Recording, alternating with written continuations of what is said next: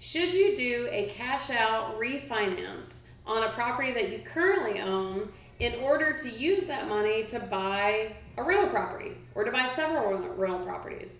I hear this question all the time. So many people are sitting on equity in some kind of property that they own, and they're wondering if they should pull that money out and buy rental properties.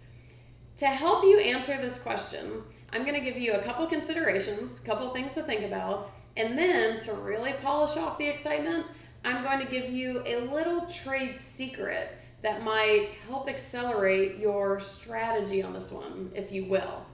So, if you are currently in this situation and you're trying to figure out if you should do that cash out refinance in order to buy more properties, hit that like button. If you are getting into real estate investing and you're not yet in this situation, but you are planning to invest, you're inevitably going to end up in this situation at some point. So this applies to you too. So go ahead and hit that like button. See what I did there? Okay, let's get into this. The absolute number one question that you need to ask yourself when you're thinking about this scenario is the rate of return that I'm expecting on the property that I'm going to buy higher than the interest I'm going to pay on the money that I pull out?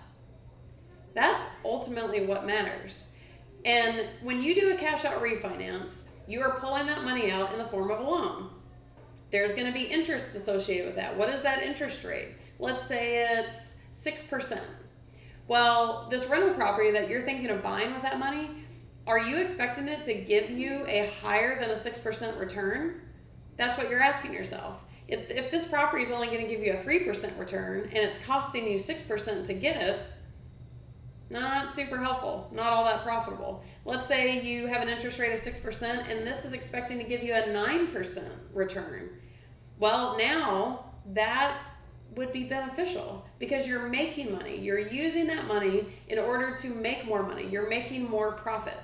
It's all about whether you're going to make profit off of this or not. So that's the question you want to ask. How does the interest rate I'm going to pay on the money compare to the return I'm expecting to get?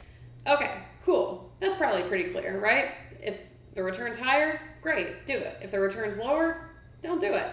Now, what about the scenario where you're in a break-even situation? And chances are when we're asking ourselves these questions, we're talking about cash flow. That 9% versus 6% or 3% or whatever, we're probably measuring the cash flow on the property. So what if the cash flow I'm expecting on that rental property is going to be about break even with the interest rate on the money I'm going to pull out? Well, what do I do then? Because it's not as clear cut as it's higher or lower.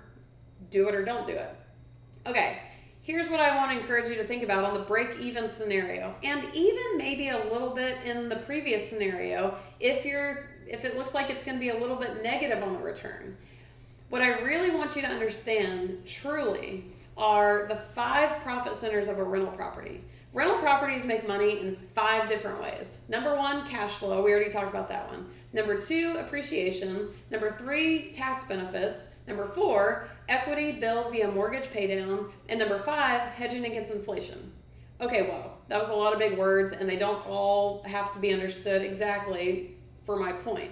But my point is, what I want you to do is make sure that you truly understand all of those profit centers. And to help you do that, I'm going to link to 2 videos below. Number 1, it's diving into the details of each of those profit centers so you can actually understand what they mean. And the second video is how to use those profit centers to help you better analyze rental property deals, which, coming back full circle, pertains to what we're talking about.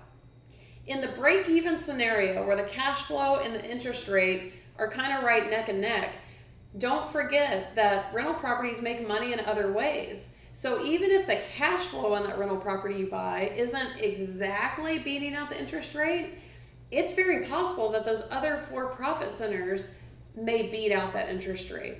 It's not apples to apples when it comes to a rental property because they make money in 5 different ways, whereas you're paying interest in one way. So be really, really clear on those other profit centers, because what you don't want to do is accidentally rule out a perfectly good rental property that can make you tons of money because the cash flow doesn't seem to match the interest rate or whatever. So make sure you understand that. So those are your two big considerations when you're thinking about whether or not you should pull out the money in a cash out refinance to buy rental properties.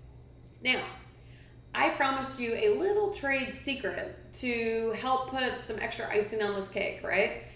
When you're considering the cash out refinance, if you have the option between doing it on your primary home versus other investment properties, remember something.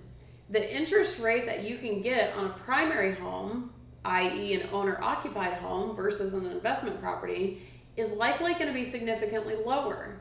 So if you could pull out financing on either or, try to pull it out on the owner-occupied property because your interest rate will be lower. Never forget that. And that little detail, I've done it with my own investing and my own properties. I've seen other people do it. Work that strategy. You know, straight out, I'd say don't ever have a mortgage on your primary home because your primary home isn't usually actually that profitable like people think it is. Only have financing on your investment properties. But what if you're financing your primary home to buy investment properties? Now that's a different scenario. So don't forget that little sneaky thing in there. You can get a lower interest rate on your primary home. And that applies to refinancing as well. So there you have it. I do want to leave you with one more video just to help expand on this whole idea. And that is, if you have equity in a property that you own, what are the different ways that you can pull out that equity or use that equity?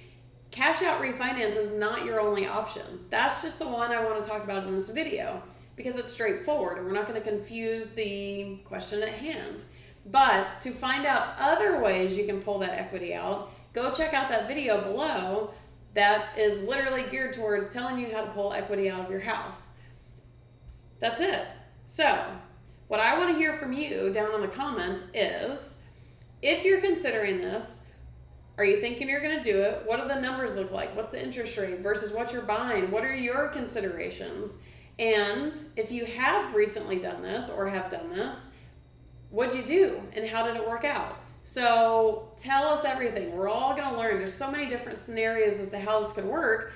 It's not just one. So let's hear from everyone. So throw that down in the comments. Make sure you've liked this video. Especially make sure you're subscribed to my channel so we can keep pulling out little tricks of the trade like this. And I'll see you on the next video.